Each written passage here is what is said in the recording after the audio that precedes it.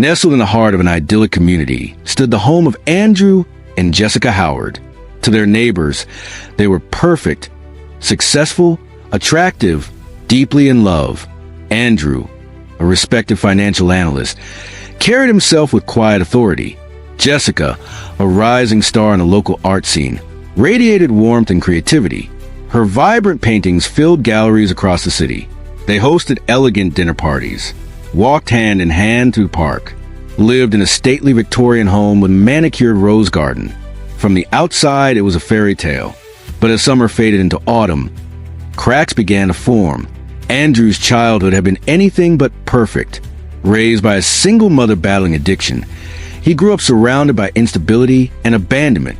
Early on, he developed obsessive tendencies, fixations he couldn't release.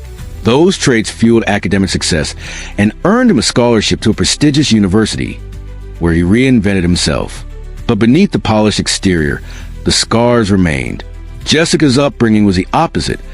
Loving, artistic, supportive, encouraged to create, she blossomed into a talented painter known for her bold, surreal style. They met at a charity auction. Andrew was captivated.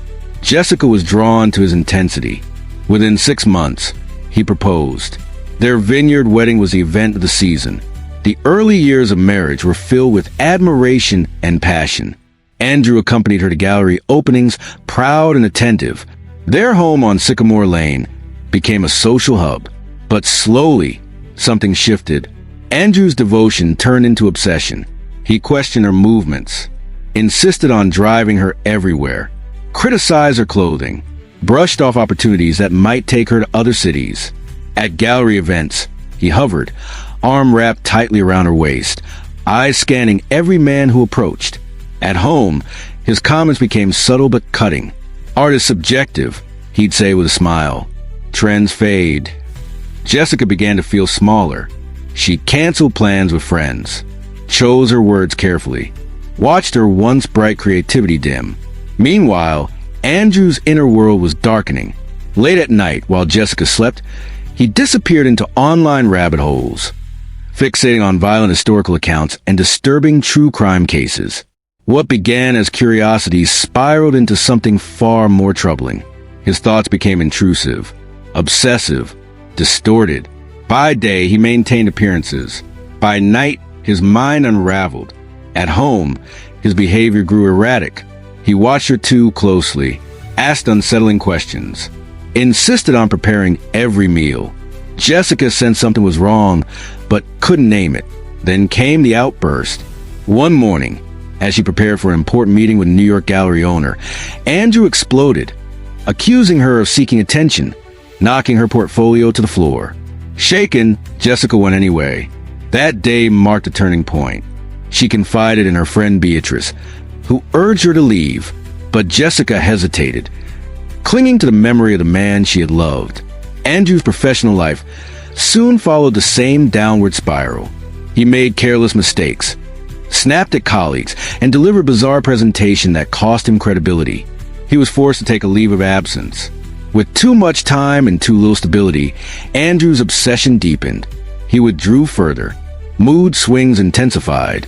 The house grew tense and silent. One gray morning, Jessica found him in the kitchen sharpening knives. "Just preparing for a special dinner," he said calmly. A chill ran down her spine. That afternoon, neighbors noticed unusual activity. Multiple trips to the car, raised voices inside. Jessica finally confronted him, tears streaming. She demanded answers. Andrew spoke cryptically, insisting everything he did was for them. When she suggested staying with her parents, his demeanor changed. He grabbed her arm. "You're not leaving," he said. "We're meant to be together. Forever." In that moment, Jessica understood she was in danger. As evening fell, the confrontation escalated. She tried to reach the front door. He slammed it shut. Outside, a neighbor heard shouting and called 911.